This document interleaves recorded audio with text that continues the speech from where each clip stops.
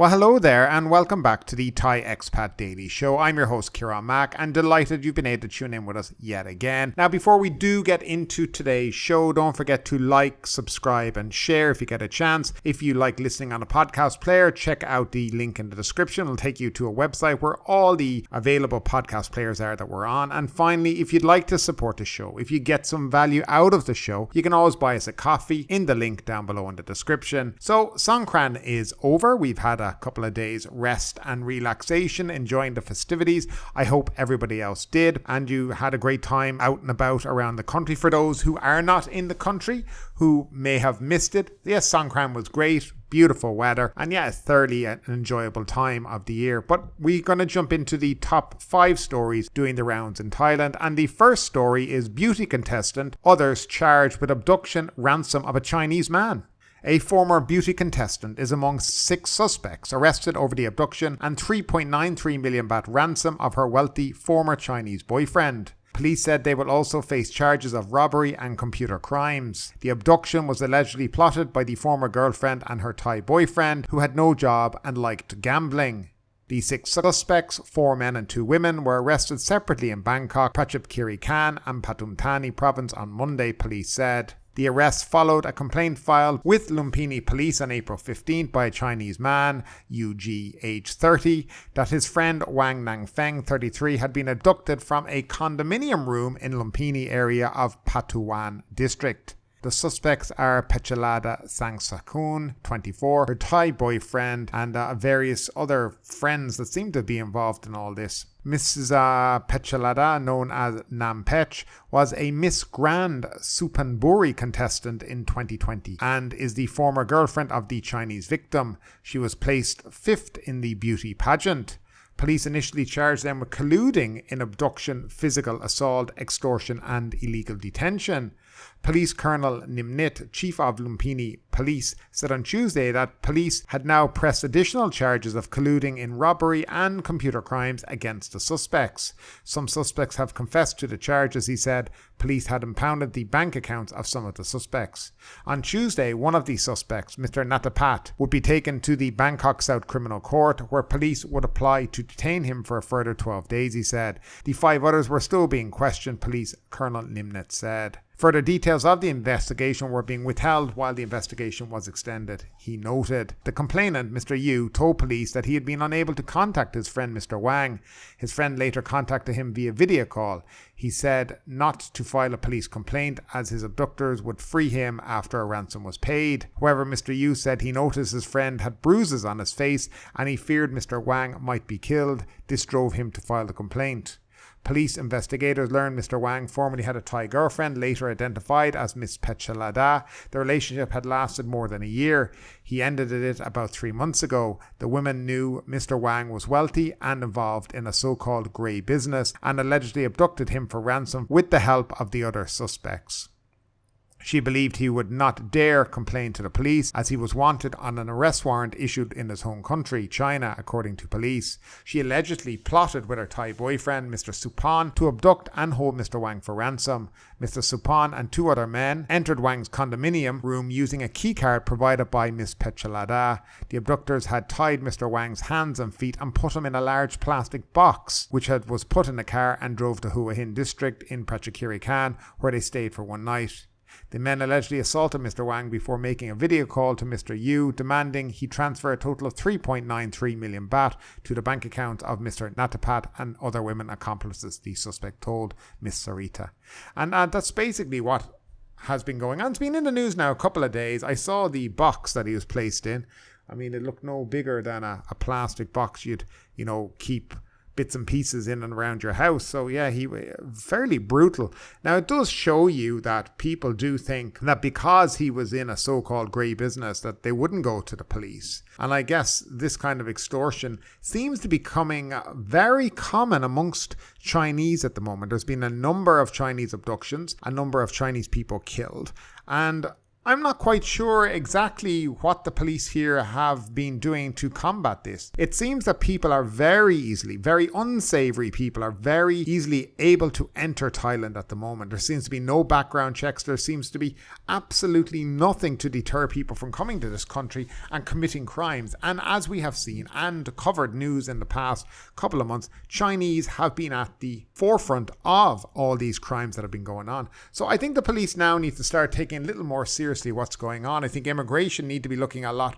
closer at people traveling here to Thailand. And I mean, they work so closely with the Chinese anyway, so it shouldn't be too hard to identify unsavory characters coming to the country. Now, where does this all leave things for the future? Well, I think one of what's going to happen in the not so distant future, I think there's going to be a huge crackdown on these volunteer and education visas across the board, not just for Chinese people, because this is how they're staying longer. They're staying longer on volunteer visas and on education visas. And I think people who are genuinely on these visas are going to get caught up in what I think is going to be a big clampdown in the not too distant future.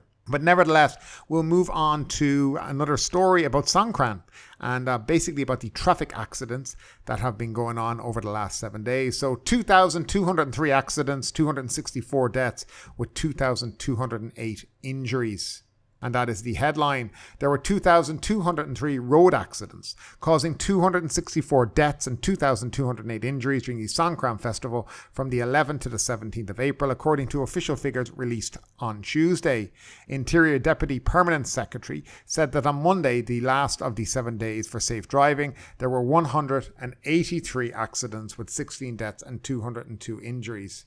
Speeding contributed to 45% of the accidents on Monday, followed by sudden lane switching, about 17%. He said 80% of the accidents involved motorcycles, and about 46% occurred on highways and about 30% on local Tambon and village roads.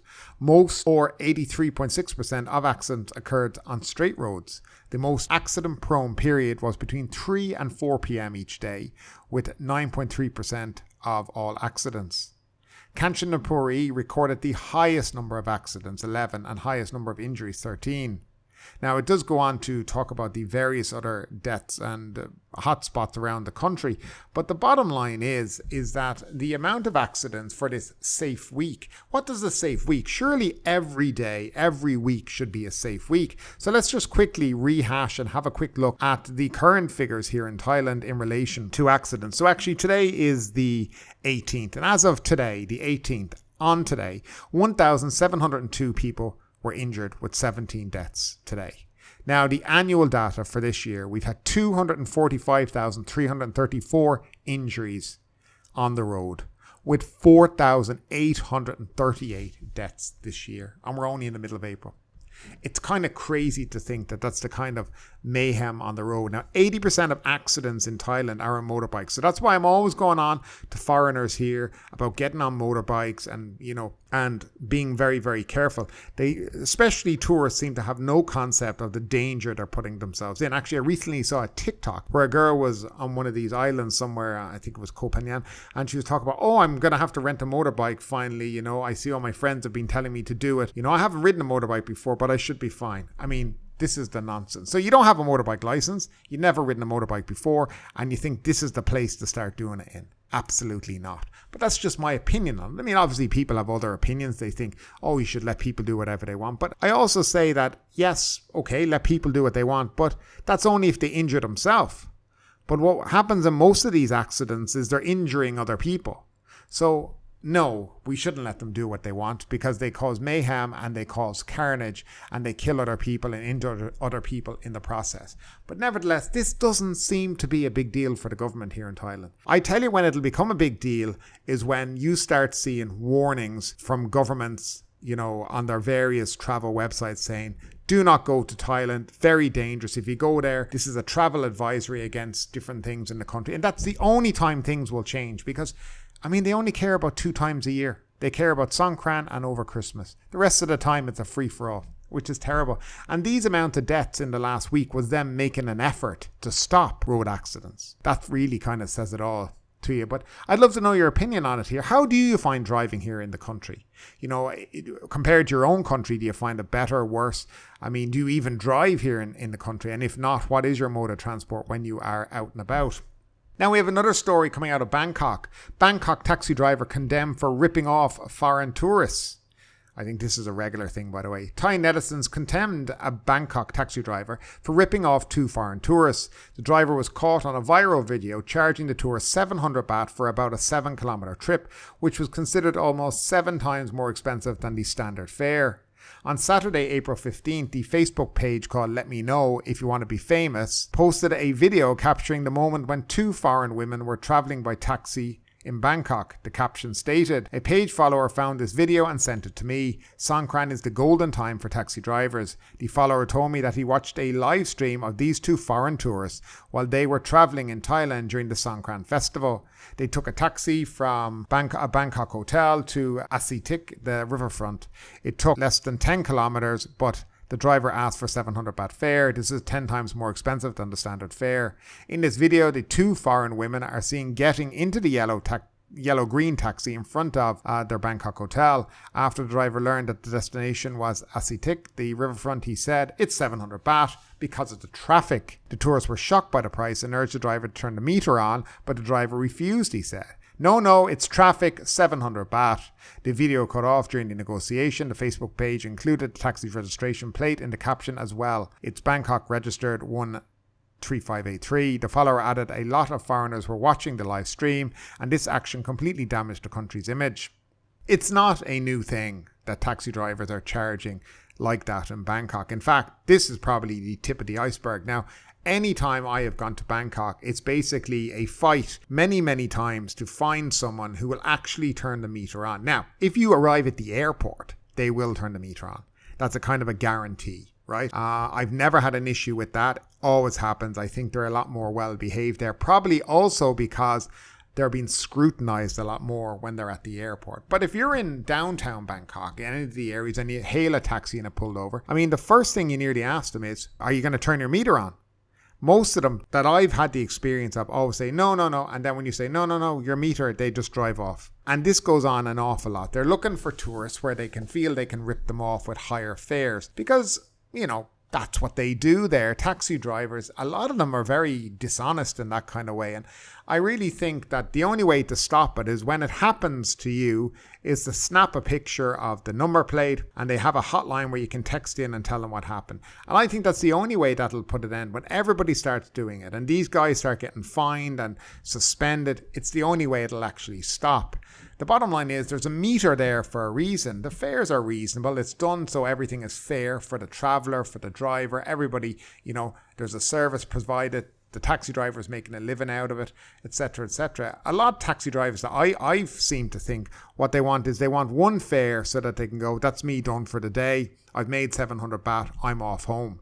And that's what I think half the time is, rather than having to work for a living for the course of the day. Now, in saying that, I've met a lot of good taxi drivers in Bangkok who do turn their meter on, who you don't even have to ask. You get in and the first thing is they put the meter on. But I think some of these are also clued in that with social media these days, when you don't turn it on, when you don't turn that meter on, that you can quickly become a viral sensation for the wrong reasons on Thai social media. So these kind of things also I think are playing into it as well. Now, we're going to move on to our next story, and this is quite an interesting. I'm not going to go through the whole story because it's quite long, but it's coming out of Phuket. An American stomped at Phuket pub, police deny inaction. Now, Shillong police have denied that they are stalling their investigation into an American tourist being stomped on the face by a security staffer at the Laguna Plaza bar complex on Visit Road in Rawai.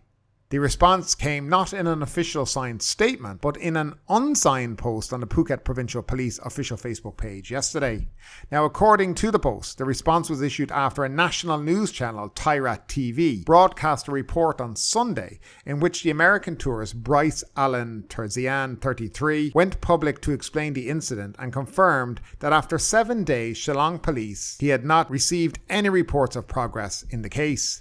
Of note, despite taking 7 days and being called out on national Thai TV over lack of action in the case. The Phuket Provincial Police post yesterday came less than 12 hours after the Thai Rat News programme was broadcast at about 7:25 p.m. on the Sunday.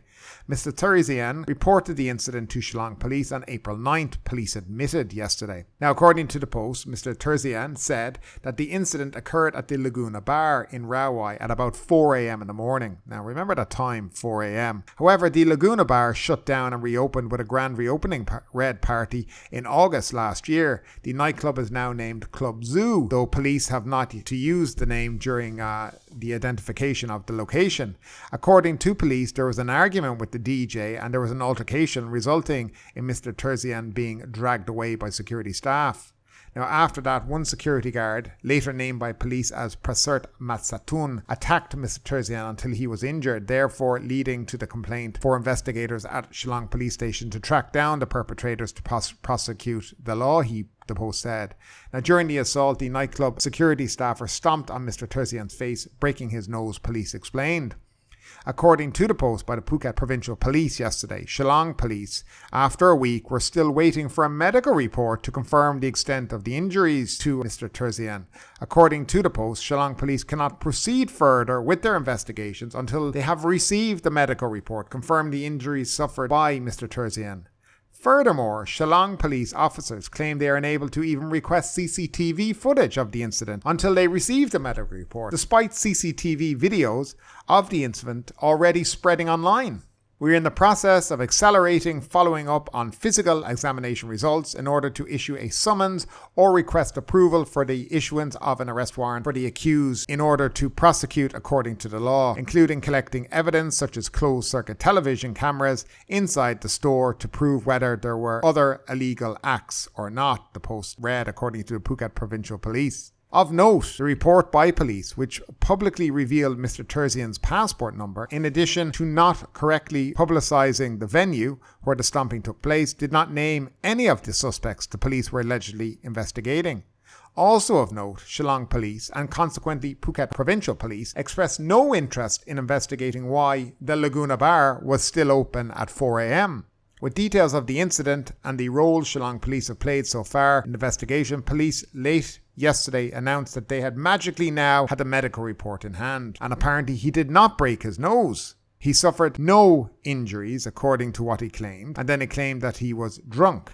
Shillong Police, as of yesterday, claimed that the altercation was yet another misunderstanding resulting from a miscommunication, like nearly every incident that police in Phuket want to disregard as soon as possible. Now, according to the Shillong Police, Mr. Terzian, as of yesterday, waived his right to any damages resulting from him being stomped on the face. Now, this is quite an interesting story because this bar doesn't have a permit currently and it was open at 4 a.m. It seems to me that the police and what they were trying to do is basically stall this because they were worried that people might be asking how a nightclub is open with no license, no permit to be open, and at 4 a.m. and what the police have been doing to close down these venues. Obviously, they've been doing very little, and what they were trying to do was stall the whole issue so that give them time to, let's say, get things, or let's give them time to hope it disappears and nobody will talk about it again. I guess he waived his right to any claim of compensation, which I don't know whether or not that is really true. But it seems to me, as always, when the police are involved here and there's any kind of illegal activities going on that they should have already clamped down on, they're not very quick to step in and get it sorted out. And that's what it looks like in this story to me as well. But what do you guys think about it all? It's quite a complicated thing, but nevertheless, I just think something very suspicious seemed to be going on. And of course, it always only gets brought into the light when, the Thai media shine a light on it. And then suddenly they're like, it's like Inspector Gadget to the rescue. Here we go, quick investigation.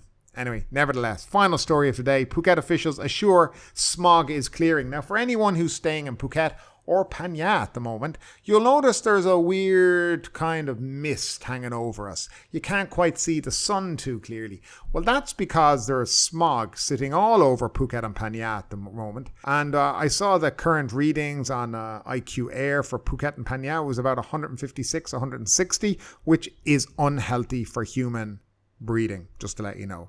But nevertheless, don't fear, the Phuket governor says that it's okay, it's not PM 2.5, because we don't have that down here. But Phuket officials have assured that the heavy smog that has plagued Phuket and Phang for days is now clearing and that people can safely enjoy outdoor activities. Phuket Governor Narong Wunsi at a meeting yesterday said that the unclear air was a natural phenomenon in the summer. It's not a problem of PM 2.5 dust, and he has ordered the relevant agencies to closely monitor the situation, said an official report. Regardless, the Phuket Info Centre, operated under the Phuket branch of the Ministry of Interior, today posted photos proving otherwise. One image taken from CCTV showed heavy smog at 6:30 a.m, and today another posted later showed the headlands at Patong very unclear as seen from Patong Beach at 8:30 a.m.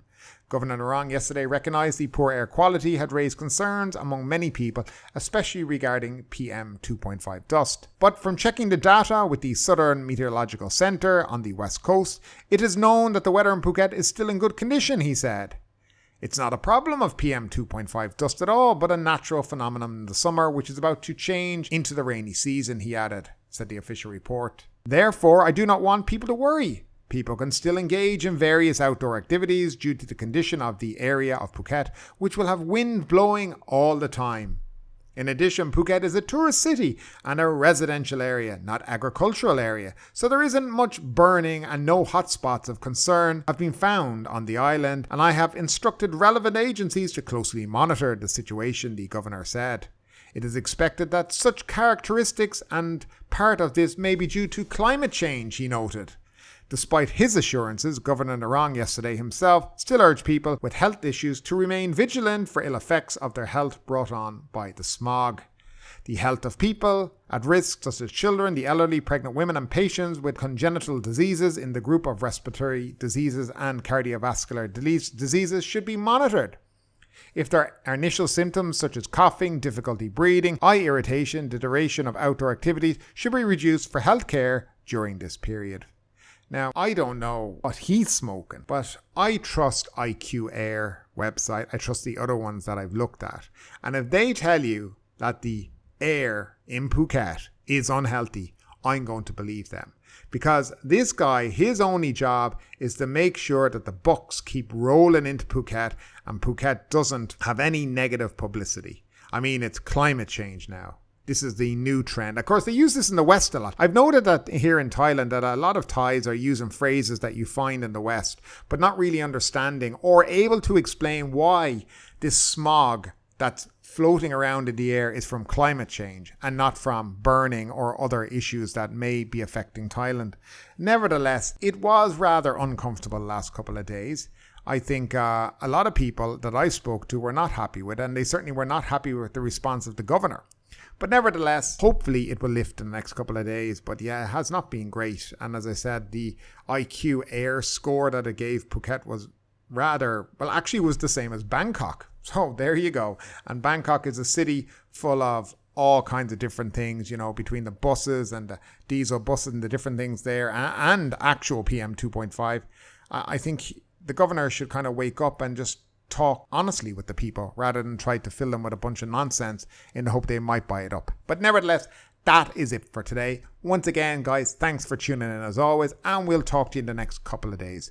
But ultimately, with this story or anything else that stood out to you today, I'd love to know your thoughts in the comments down below. Because yes, this is a news show, but it's also a conversation. Now keep that conversation going. Make sure you like this video, subscribe to the channel, share the video, and do all the good stuff that does help that YouTube algorithm. But ultimately, my name is Kieran Mack. You've been listening to the Thai Expat Daily Show, and we will see you next time.